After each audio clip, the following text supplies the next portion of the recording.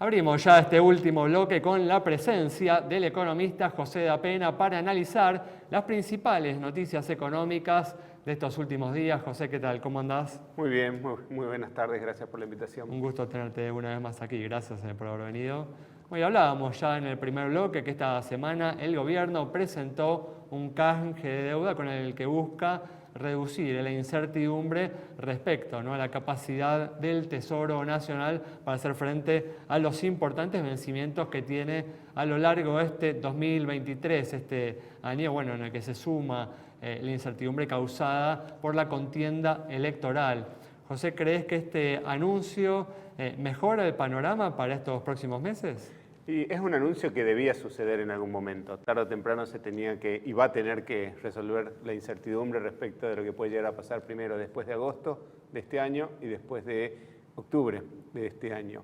Hay bonos que vencen después de, uno se pone a analizar, por ejemplo, el bote 26, el tío 26, que vence en el 2026, pero tiene pagos semestrales, si mal no recuerdo, de amortización, y está pagando un 106%, tiene un 6% de TIR en este momento, y eso te da un poco de pauta de que hay vida después de las elecciones. El punto es que, es todo un cúmulo de dinero que necesita encontrar alguna certidumbre hacia dónde ir. Claro, acá hay que explicarle, ¿no?, al público cuál es, ¿no?, el motivo del temor, ¿no? El motivo del temor tiene que ver con que al vencimiento de estos bonos, o sea, los tenedores de estos bonos no tengan así deseos de renovar y esos pesos que reciban en pago de los bonos vayan, por ejemplo, al dólar, ¿no? Sí, el punto es que la dolarización... un salto importante en el dólar. Está sucediendo una dolarización. De hecho, hay un temor y un punto también relevante es que dentro de todo este proceso de licitación entra en gran parte el sector público con su propia tenencia, ANSES, es decir, hay una participación del sector público. Es interesante lo siguiente, perdón, sí, José, ¿no? El dólar financiero antes del anuncio venía, ¿no?, así pegando un pequeño salto, ¿no? El anuncio lo disminuyó un poquito. Claro, aflojó la tensión, en particular en ese día, ¿no?, en las horas siguientes al anuncio.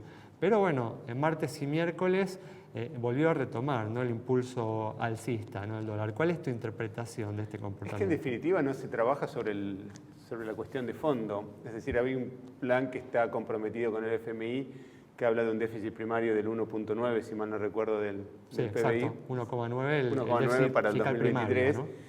Y cuando uno observa los últimos meses del año 2022, estaba sucediendo un ajuste de la forma quizás un poco más brusca, a través de la inflación. Bueno, y se cumplió, ¿no?, con el objetivo exactamente, acordado, pero ¿no?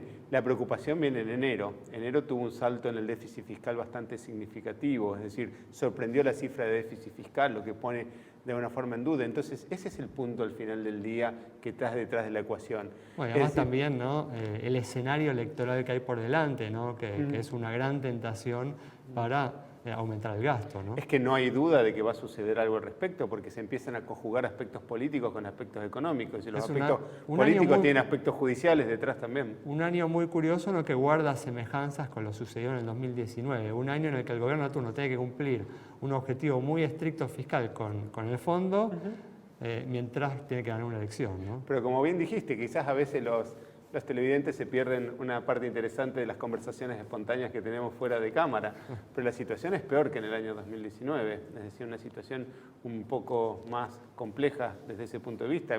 No venimos creciendo desde hace muchos años y la brecha cambiaria es una brecha bastante significativa que tarde o temprano se tiene que resolver. El problema de los dólares no es que faltan dólares hay, lo que no hay es voluntad de prestárselos al Estado o ponerlos dentro de la calle. Y por otra parte, ¿no?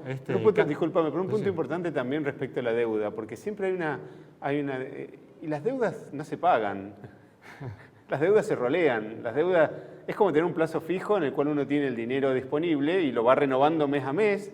Excepto Entonces, que uno tenga un desequilibrio fiscal muy grande y no solo uno quiera no rolear esa deuda, sino además quiera tomar todavía más deuda, ¿no? Exacto, que es lo que está sucediendo. Es decir, en definitiva, si el gobierno tiene déficit fiscal y sobre todo déficit primario y sobre todo financiero, de algún lado tiene que salir el dinero. Y si uno observa y tiene cerrado el sector externo, porque no tiene acceso al crédito voluntario externo, absorbe el crédito interno.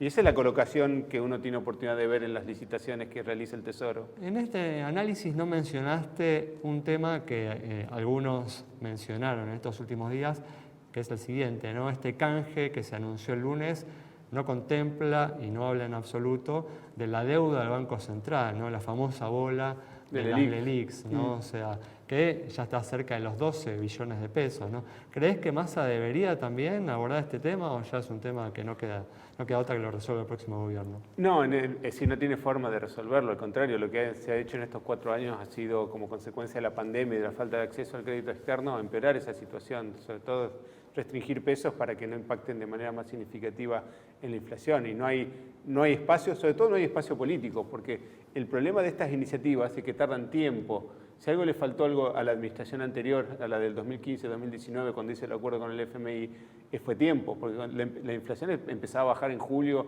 y en agosto del año 2019, pero no fue suficiente para poder revertir, porque empezó tarde, hay un rezago de las consecuencias de la política económica. Entonces, recién a lo que apunta esto es a que no empeore, no a que mejore. Es decir, que con una contención social a que no empeore la situación económica, pero poniéndonos todos de acuerdo que de alguna manera mágica todo va a ser mejor después y no va a ser así. Pero mientras tanto, ¿no? El Banco Central continúa, ¿no? Día tras día perdiendo reservas. Ya perdió 200 millones en lo que va, ¿no? Del mes de marzo para intervenir en el mercado y evitar, ¿no?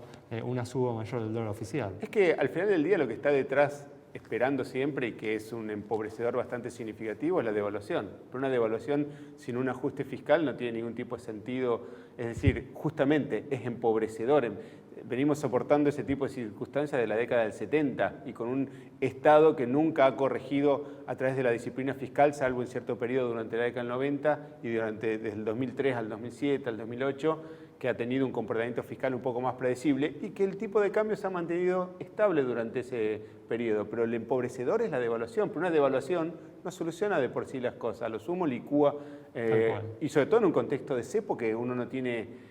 Ese es el miedo en general de quienes tienen pesos, porque la pregunta es, ¿dónde coloco los pesos excedentes? Y no tengo dónde colocarlo porque el precio del dólar, el contado con liquidación está alto, relativamente alto. No digo que puede estar más alto todavía, siempre se puede estar peor. Pero cuando uno tiene oportunidad de analizar, es decir, yo siempre la variable que utilizo es dólares, pero el sueldo en dólares. Y somos baratísimos. Entonces, ese dólar es alto para la historia, pero quizás es el correcto para la situación actual con este riesgo país. Muchas gracias, José. Al contrario, muchas gracias. Cerramos el programa de hoy entonces con el análisis del economista José Da Pena sobre la situación de la economía argentina. Nos reencontramos el próximo miércoles a las 20:30 aquí en Metro.